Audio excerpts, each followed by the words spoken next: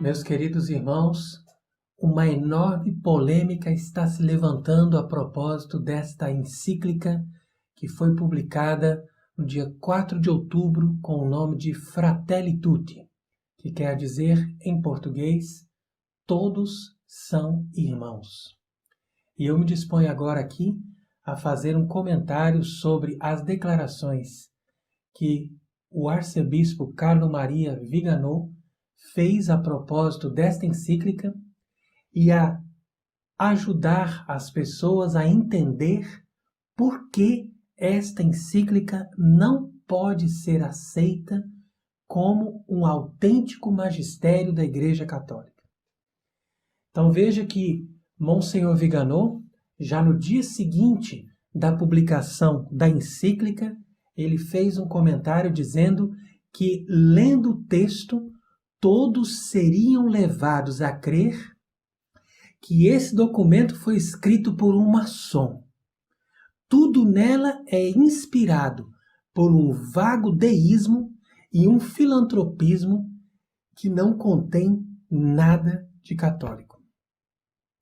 É embaraçosa, segundo ele, a falsificação histórica do encontro de São Francisco com o sultão, porque ali ele apresenta uma imagem como se São Francisco não tivesse feito questão da conversão daquele homem, quando, na verdade, o santo estava ali com o zelo de converter os muçulmanos.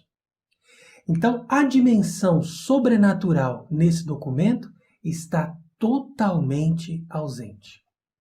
Assim como está ausente a referência à necessidade de pertencer ao corpo místico de Cristo, que é a Santa Igreja Católica, para se poder alcançar a salvação eterna. Pelo contrário, há ali uma distorção do conceito de fraternidade, que só é possível, como nós vemos no ensino da Igreja, através do batismo, enquanto que para Bergoglio, essa fraternidade se realiza pelo mero fato de se pertencer ao gênero humano. Então, o conceito católico de liberdade da religião verdadeira é substituído pelo conceito de liberdade religiosa, que já tinha sido teorizado pelo Concílio Vaticano II na Declaração Dignitatis Humanae. Ele diz também que é desconcertante o abaixamento da encíclica sobre a narração do Covid-19, confirmando a subserviência ao pensamento único e à elite globalista. Quer dizer, todo aquele pensamento da imprensa, da mídia internacional, que nos obriga a aceitar essa dimensão da pandemia com os mesmos fatores que são completamente manipulados pelos interesses internacionais. Ele diz também que esta encíclica constitui o próprio manifesto ideológico de Bergoglio. É a sua profissão de fé maçônica. Repito, ele diz que essa encíclica é a sua profissão de fé maçônica e a sua candidatura à presidência da religião universal, que por sua vez é serva da nova ordem mundial. Então eu vi que essas afirmações foram realmente muito fortes e muito contundentes, bem fundamentadas, porque se você for analisar, não é à toa que ele diz aqui que é uma profissão de fé maçônica, porque as lojas maçônicas no mundo inteiro estão celebrando essa encíclica como o ponto mais alto das conquistas dos inimigos da Igreja, usando a própria estrutura da Igreja. Então você pode perceber que na sua primeira encíclica, que se chama Lumen Fidei, em 2013, ele fala de uma maneira que nós temos a impressão de que estamos ali diante de um texto de Bento XVI. Porque, de fato, ali nós continuamos ainda aquela linguagem da igreja provisória, aquela igreja ambígua, mas que ainda mantém alguma aparência de católica. Essa igreja que se desenvolveu principalmente com João Paulo II, desde o concílio, até a eleição de Francisco. Entretanto, a Amoris Laetitia é uma exortação apostólica que rompe definitivamente com aquilo que restava de católico da Igreja Provisória, que era justamente o ensinamento da moral, e depois, justamente no dia de São Francisco, vai apresentar a sua encíclica Laudato Si. E nessa encíclica ele oferece o ecologismo como o ideal comum da humanidade, que tem que substituir o ideal do amor a Deus e a Cristo. Em seguida, no ano seguinte, também no dia de São Francisco, ele introduz o ídolo da Pachamama no Vaticano e faz com que esse ídolo seja adorado nos jardins do Vaticano. E agora, nesse ano, no mesmo dia de São Francisco, ele vem com a Fratelli Tutti, que é o tema por excelência da bandeira maçônica, ou seja, a fraternidade universal sem considerar a religião. Todos são irmãos, não importa a distinção religiosa. Esta é a frase por excelência da maçonaria. Então veja que é a partir desses elementos que nós temos que nos dar conta que nós estamos chegando realmente no vértice desta apostasia promovida pelos inimigos da igreja que se infiltraram e atingiram os mais altos postos. E hoje estão contando com o apoio de Bergoglio para instalar definitivamente essa religião universal que é a última etapa para o advento do anticristo. Então, no dia 8 de outubro, Monsenhor Vigano fez essa análise a respeito dos pontos mais graves dessa encíclica. E ele começa comentando o número 274, que diz que, a partir da nossa experiência de fé e da sabedoria que vem se acumulando ao longo dos séculos, e aprendendo também das nossas inúmeras fraquezas e quedas, como crentes das diversas religiões, sabemos que tornar Deus presente é um bem para as nossas sociedades. Então aqui você percebe bem essa frase vazia de sentido, né, e que fala de uma experiência de fé e de uma sabedoria que vai se acumulando, né, como se a humanidade fosse desenvolvendo por si mesma. Isso é, evidentemente, algo que nos reporta a Teilhard de Chardin com a sua teoria evolucionista do conhecimento humano. Então veja que Monsenhor Vigano vai comentar, dizendo que tornar Deus presente não significa nada em sentido estrito, porque por natureza Deus está sempre presente. Mas em sentido amplo, se entendemos tornar Deus presente por meio da presença de uma ou mais religiões, em oposição ao afastamento dos valores religiosos, referido no ponto 275, como parece sugerir o texto, a proposição é errônea e herética, porque coloca no mesmo plano a divina revelação do Deus vivo e verdadeiro, ou seja, aquilo que nós recebemos pela Bíblia e pelo magistério da Igreja que explica a Bíblia, com a prostituição, ou seja, todas essas outras religiões que são falsas e que são denominadas pela Sagrada Escritura como prostituição. Então você coloca a esposa de Cristo ao lado de todas as prostitutas e você diz, tudo isso está bem, está maravilhoso, nós devemos fazer com que Deus esteja presente, independente de qual religião nós professamos. Mas qual Deus que vai ser presente a partir de uma religião falsa? A partir de uma religião, por exemplo, que acredita em vários deuses, ou que acredita no próprio satanismo. Então ele diz que argumentar que a presença das falsas religiões seja um bem para a sociedade é igualmente herético, e não só ofende a majestade de Deus, mas também legitima a ação dos dissidentes, atribuindo-lhes um mérito e não a responsabilidade na condenação das almas, pelas guerras religiosas travadas contra a Igreja de Cristo por hereges, maometanos e idólatras. Então, muito bem observado aqui do ponto de vista histórico, né? Monsenhor Viganò faz essa análise mostrando que, de fato, quando você luta para impugnar a Santa Igreja de Cristo, você tem uma responsabilidade diante de Deus daquela sua ação. E aqui, nesta encíclica, ele parece legitimar todos aqueles que lutaram contra Deus e contra a Igreja durante tantos anos, colocando-os como se fossem capazes de tornar Deus presente na sociedade.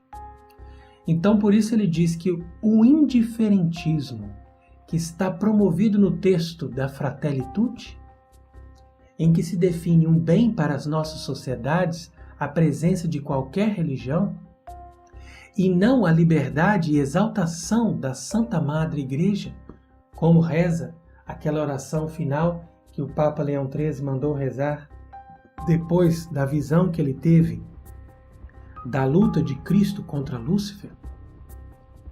Então, aqui você nega os direitos soberanos de Jesus Cristo, que é Rei e Senhor de todos os indivíduos, das sociedades e das nações. Como Pio XI, na sua encíclica Quas Primas, proclama que aquele que é chamado o soberano dos reis da terra, ele que é o Rei dos reis e o Senhor dos senhores, uma vez que o Pai Eterno o constituiu Cristo e herdeiro universal. É preciso que ele reine até o fim dos séculos e até que todos os seus inimigos sejam colocados sob o escabelo dos seus pés. Então, considerando que os inimigos de Deus não podem ser nossos amigos, a fraternidade dos povos contra Deus é não apenas ontologicamente impossível, mas teologicamente é uma blasfêmia. Então, realmente aqui, esta frase merece a nossa atenção. Porque perceba bem o que eles estão dizendo. Que nós vamos fortalecer a fraternidade dos povos. Mas se entre esses povos existem muitos que são inimigos de Cristo, ou pelo menos inimigos da Igreja de Cristo, obviamente que eles não podem ser inimigos de Lúcifer, que também é inimigo de Cristo e da Igreja de Cristo. E eles também não podem ser amigos de Cristo, nem amigos dos católicos, que são aqueles que querem a glória de Cristo. Por isso, essa conclusão da encíclica Fratelli Tutti, como diz aqui Monsenhor Viganò, é ontologicamente impossível, ou seja, nós não podemos fazer uma pessoa que não aceita Deus ou não aceita a Igreja Católica, de repente ser nossa amiga e dizer, agora eu aceito. Porque pela própria ordem do ser, essa pessoa está decidida a ir contra Deus ou contra a Igreja. E essa frase também é teologicamente blasfema, porque ela retira de Deus todas as prerrogativas e retira de Cristo, né, a soberania sobre todos os povos. De forma que você coloca Cristo simplesmente como uma opção ao lado de todos os falsos deuses, dos falsos ídolos e dos falsos profetas. Depois ele comenta também essa outra passagem no número 277, que diz que a Igreja valoriza a ação de Deus nas outras religiões e nada rejeita do que nessas religiões existe de verdadeiro e santo. Olha com sincero respeito esses modos de agir e de viver, esses preceitos e doutrinas que refletem não raramente um raio da verdade que ilumina todos os homens. Então comenta Monsenhor Viganò, dizendo que a referência ao documento conciliar Nostra Aetate é a confirmação da conexão ideológica do pensamento herético bergogliano com as premissas estabelecidas pelo Vaticano II. Então aqui está a base das afirmações de Monsenhor Viganò. E é aqui que nós insistimos que as pessoas prestem muita atenção, porque há muita gente que percebe que algo está errado com Francisco, mas não percebe que o erro já vem do Vaticano II. E com isso, eles buscam soluções provisórias e paliativas ao invés de encontrar o cerne do problema. Houve muitos que apontaram e que denunciaram o grave erro da apostasia do Vaticano II de promulgar documentos que contêm graves oposições à doutrina católica. E foi a partir daí que começou a apostasia. Mas, infelizmente, muitos ainda se recusam a enxergar. E ali ele continua que nas falsas religiões não há nada de verdadeiro e santo em si mesmo. Por quê? Porque o verdadeiro e santo vem sempre diretamente de Deus. As coisas humanas, elas podem ter uma tendência do verdadeiro, uma tendência do santo, mas ainda assim elas são perigosas. Uma vez que, continua ele, os eventuais elementos de verdade que possam conservar são, de todo caso, usurpados e usados para ocultar o erro que elas contêm e tornar esse erro ainda mais prejudicial. Por isso, nenhum respeito pode ser deferido às falsas religiões. Repito, nenhum respeito pode ser deferido às falsas religiões. Você pode respeitar as pessoas, você pode respeitar ou tolerar as atitudes das pessoas, a prática religiosa dessas pessoas, mas você não pode dar nenhum respeito ao erro que essas religiões professam, cujos preceitos e doutrinas, diz ele, devem ser rejeitados e repelidos integralmente. Gente, isso aqui é a doutrina católica. Isso aqui ele fala como alguém que conhece e ao mesmo tempo alguém que, enfim, conseguiu voltar à clareza e à exposição reta da doutrina católica de sempre. Sim, sim, não, não. O resto vem do maligno. Acabou. Então veja que ele ainda diz, se entre esses elementos de verdade e santidade, Bergoglio deseja incluir, por exemplo, o conceito de um único Deus que deveria aproximar os católicos daqueles que professam uma religião monoteísta, deve-se esclarecer que existe uma diferença substancial e inevitável entre o verdadeiro Deus unitrino e o Deus misericordioso dos maometanos. Então quer dizer que, num primeiro momento, eles estão buscando fazer a união de todas as religiões pela união do Islã com o catolicismo. E ele está esclarecendo aqui que o Deus unitrino não é Alá, o Deus misericordioso dos maometanos. Então, se você não tem a referência da verdadeira fé, não adianta você dizer que basta a pessoa falar em Deus e em seguida nós já estamos falando a mesma língua. E isso é falso. Isso não nos leva a uma verdadeira consciência daquilo que Deus, através do seu Filho, nos ensinou. Então ainda diz essa encíclica que outros bebem de outras fontes, enquanto para nós esse manancial de dignidade humana e fraternidade está no Evangelho de Jesus Cristo. Ora, a única fonte, diz Monsenhor Viganò, da qual se pode beber é nosso Senhor Jesus Cristo, por meio da sua única igreja que ele instituiu para a salvação das almas. É aqui a única fonte. Quem bebe dessa fonte tem a vida, quem não bebe dessa fonte não tem a vida. Aqueles que tentam matar a sede noutras fontes não saciam a própria sede, quase certamente envenenam-se.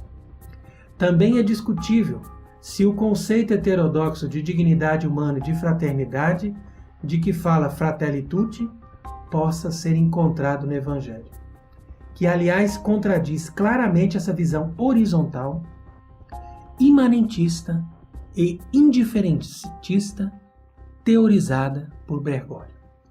Ora, a visão horizontal quer dizer que é de homem para homem, né? Não tem mais a verticalidade que você se dirige para Deus.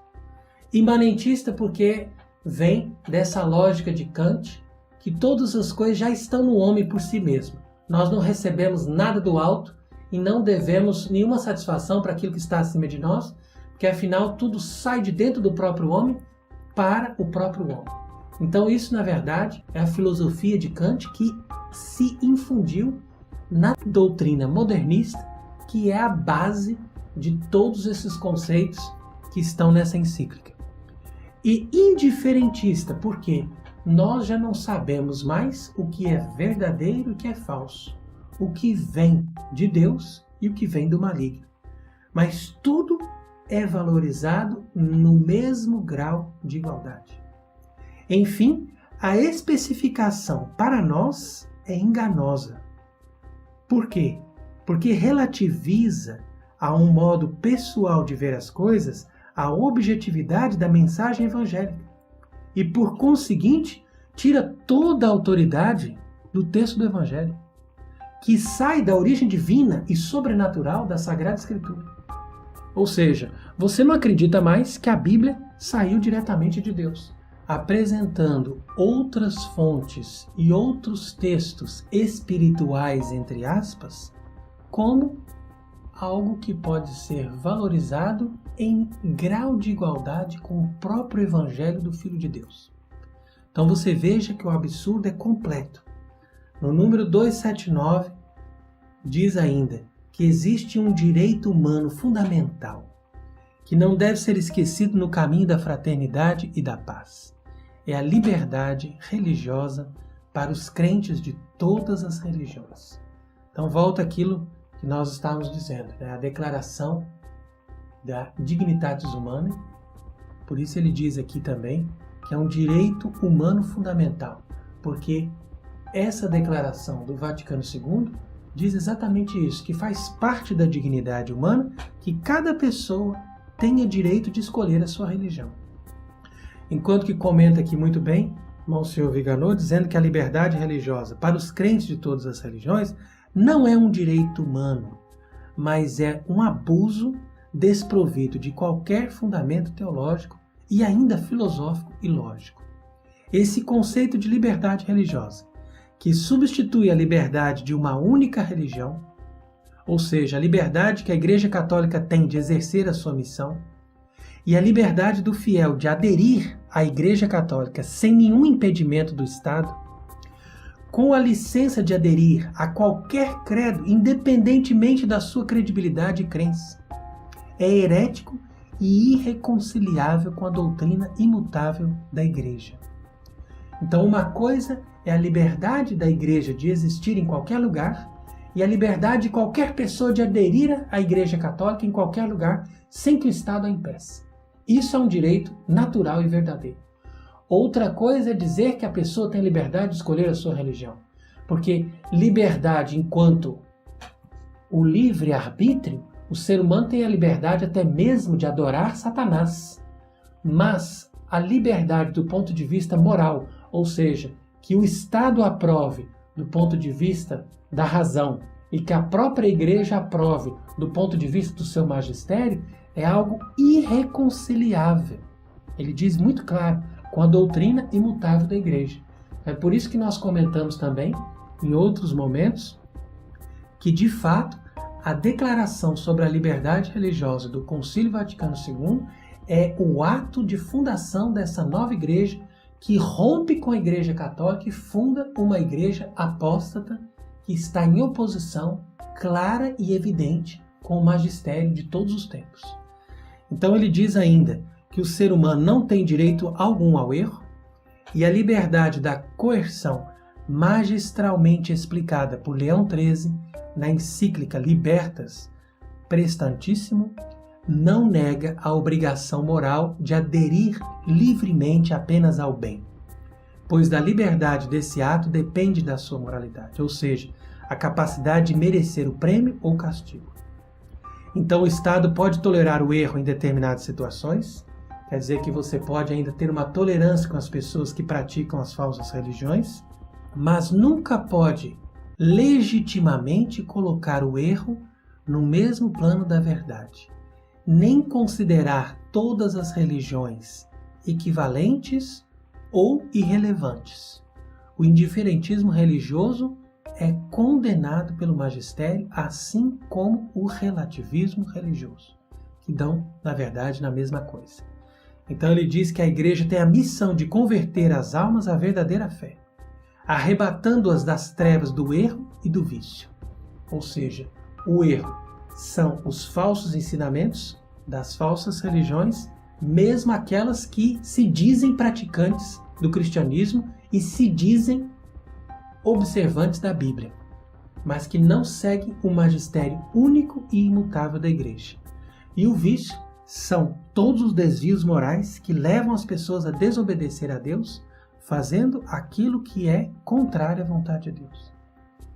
Então, teorizar um direito ao erro e a sua difusão é uma ofensa a Deus. É uma traição à autoridade vigária dos sagrados pastores, que devem exercer para o fim para o qual foi constituída, e não para difundir o erro e desacreditar a Igreja de Cristo. Então, na própria Constituição Pastor Aeternus do Vaticano I, se diz claramente que o sucessor de Pedro não foi colocado ali para inventar novidades, mas para confirmar a verdadeira fé na mente das pessoas em todos os tempos.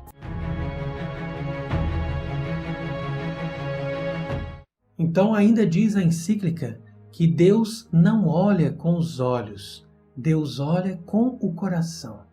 E o amor de Deus é o mesmo para cada pessoa, de qualquer religião que seja. Se ele é ateu, é o mesmo amor. Quando chegar o último dia e houver na terra a luz suficiente para podermos ver as coisas como são, teremos muitas surpresas. Então, quer dizer, ele vai colocar aqui numa expressão romantizada a ideia de um Deus que ama as pessoas, independente do fato dessas pessoas aderirem ou não à verdade, ou corresponderem ou não à vontade de Deus.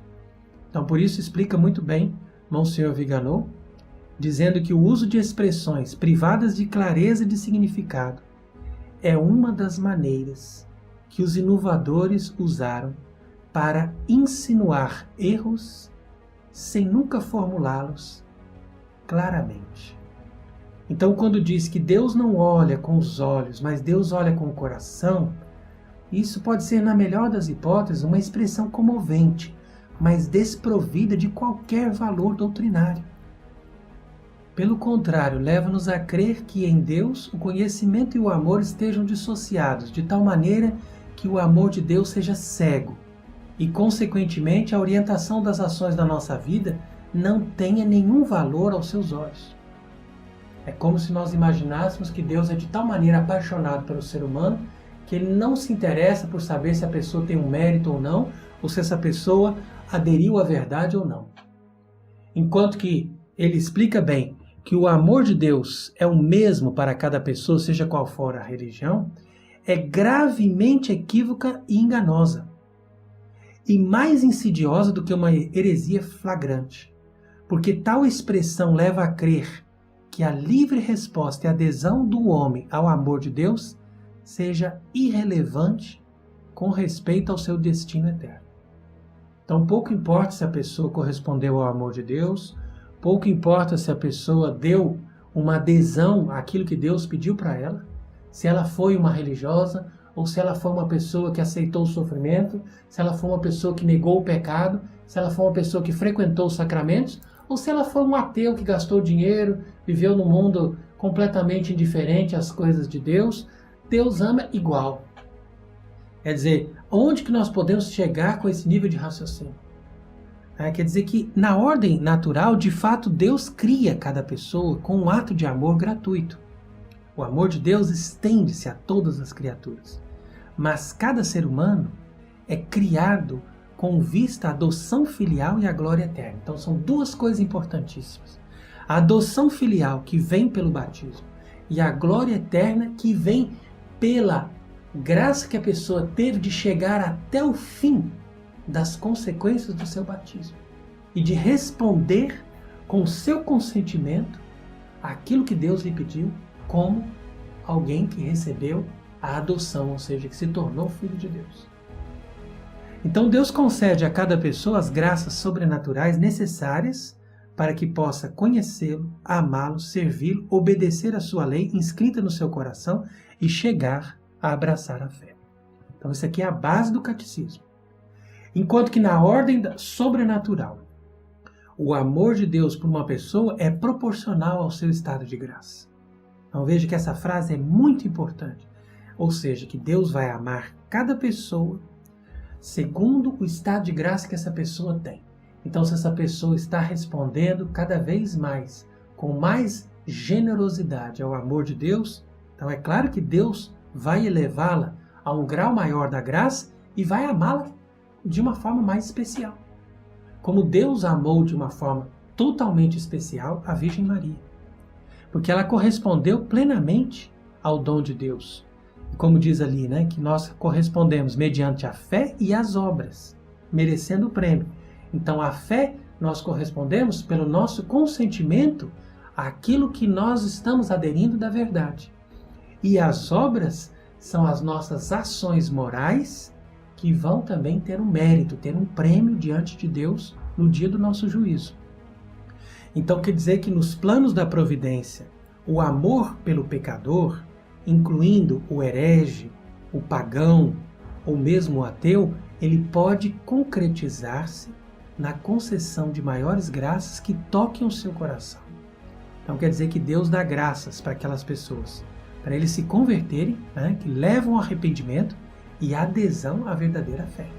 Mas se essas pessoas negam essas graças e negam essas insinuações do Espírito Santo para que eles se convertam, então com certeza eles estarão abertos ao espírito do mal e por isso vão também experimentar a condenação.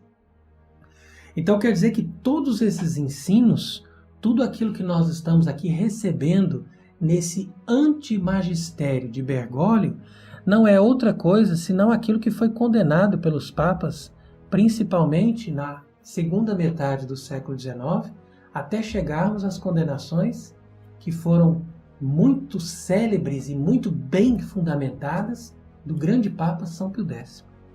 Então, este Papa publicou uma encíclica em 1910 contra o movimento do Sion. O que era o movimento do Sion? Era um movimento produzido na França, principalmente com a presidência de um padre chamado Marc Sangnier, e esse padre estava desenvolvendo uma teoria de uma democracia, de uma fraternidade universal, de um conhecimento único da humanidade em torno de um ideal supremo que estava acima do ideal cristão.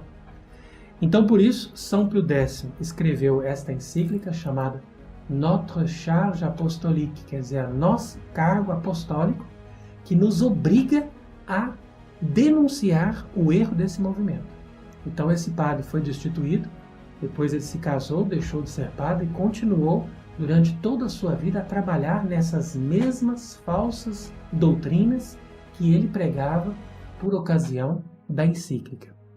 Então esse Sion, ou seja, esse movimento desse padre Marc, dava uma falsa ideia da dignidade humana.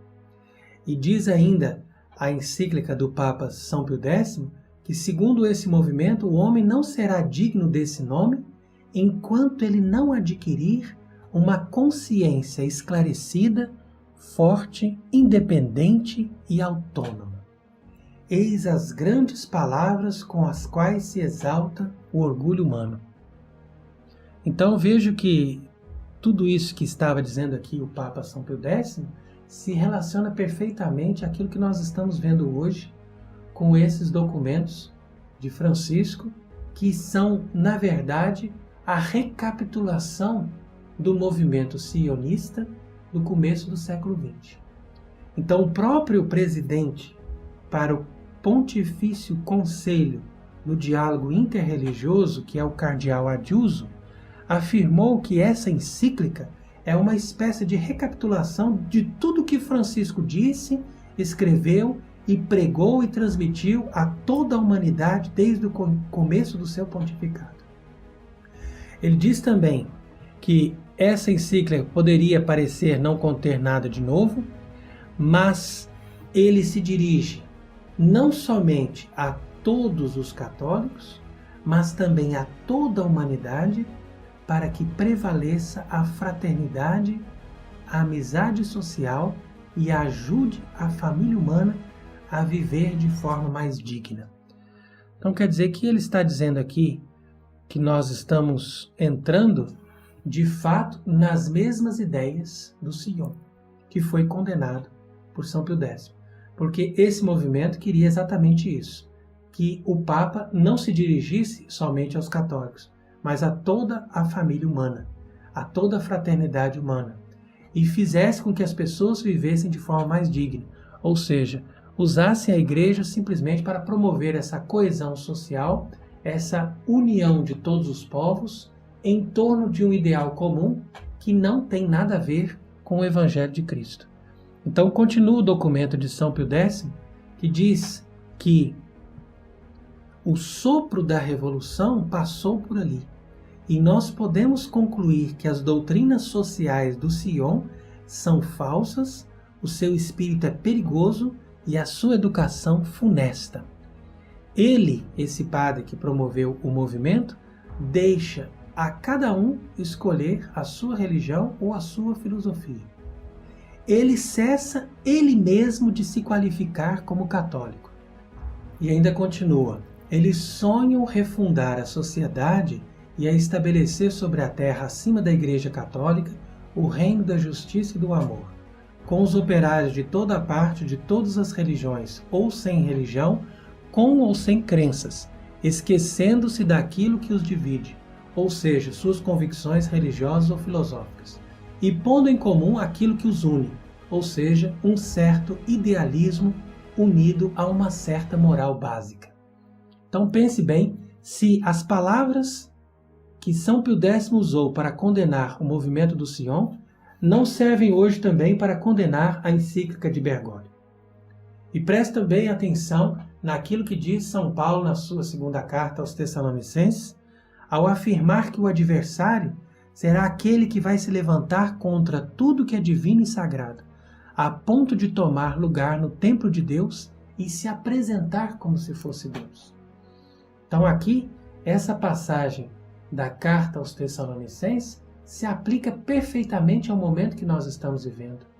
E todos esses escritos e todos esses documentos que nós estamos recebendo dessa atual anti-igreja não é outra coisa senão uma preparação para esse império do anticristo que precisa trabalhar com a total indiferença de todas as religiões.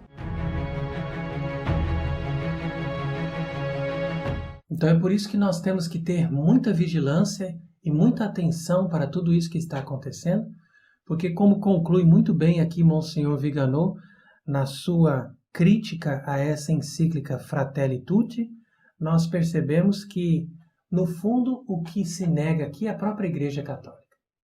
Estamos definitivamente enterrando a Igreja Católica, tudo que a Igreja sempre pregou, agora não vale mais.